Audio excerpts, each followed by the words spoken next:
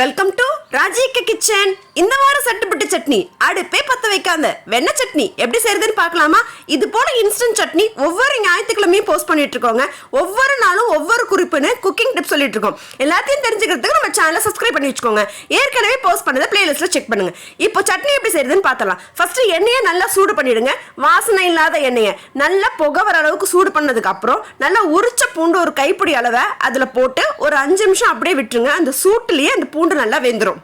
வெந்து நல்லா ப்ரௌன் கலருக்கு வந்துருங்க. அதுக்கப்புறம் அதை எடுத்து ஆற விட்டுருங்க. நல்லா ஆறுனதுக்கு அப்புறம் ஒரு உரல்ல போட்டு நல்லா மைய இடிச்சு எடுத்துக்கோங்க. இடிச்சு எடுத்ததுக்கு அப்புறம் வெண்ணெயை சேர்க்கணுங்க. சூட்டோட பூண்டோட சேர்த்தீங்க அப்படின்னா வெண்ணெய் உருகிடும், டேஸ்ட் நல்லா இருக்காது. இப்போ 1 டீஸ்பூன் அளவு வெண்ணெய் சேர்த்துக்கோங்க. அதுக்கப்புறம் பொடிச்சு வச்சிருக்க சில்லி ஃப்ளேக்ஸ் சேர்த்துக்கோங்க. மிக்ஸ்டு ஹர்ப்ஸ் நீங்க கடையில கிடைக்கும். சப்போஸ் அப்படி இல்லைன்னா நீங்க பீட்சா ஆர்டர் பண்ணும்போது அதுல கொடுப்பாங்க பாக்கெட். அதுல இருக்கிறத வச்சு கூட இந்த சட்னியை நீங்க ட்ரை பண்ணுங்க. தேவையான அளவு உப்பு, கொத்தமல்லி கொஞ்சம் அதிகமா சேர்த்துக்கோங்க. எல்லாத்தையும் ஒன்று சேர்த்துட்டு மிக்ஸ் பண்ணி வச்சிட்டீங்கன்னா சட்னி ரெடி ஆயிடுச்சுங்க. இந்த சட்னி எப்படி தெரியுமா சர்வ் பண்ணணும்? சப்பாத்தியோ இல்ல தோசையோ, தோசைனா தோசையோ ஊத்துனதுக்கு அப்புறம் எண்ணெய் ஊத்தாம இந்த வெண்ணெய் சட்னி எடுத்து தோசை மேல நல்லா தடவி விட்டு திருப்பி போடாம 2ஆ மடிச்சு சர்வ் பண்ணுங்க.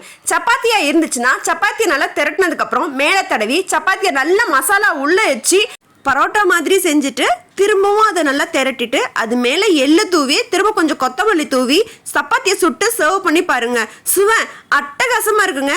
ஸ்டஃப் பண்ணி எப்படி செய்யறது பட்டர்னுங்கிறத பார்த்தாச்சு. அடுத்த வாரம் இதே வெண்ணெயை வச்சு எப்படி தொட்டு சாப்பிட்றதுங்கிறத அடுத்த ரெசிபி இன்ஸ்டன்ட் சட்னியில பார்க்கலாங்க. வெயிட் பண்ணுங்க. அது வரைக்கும் டடா.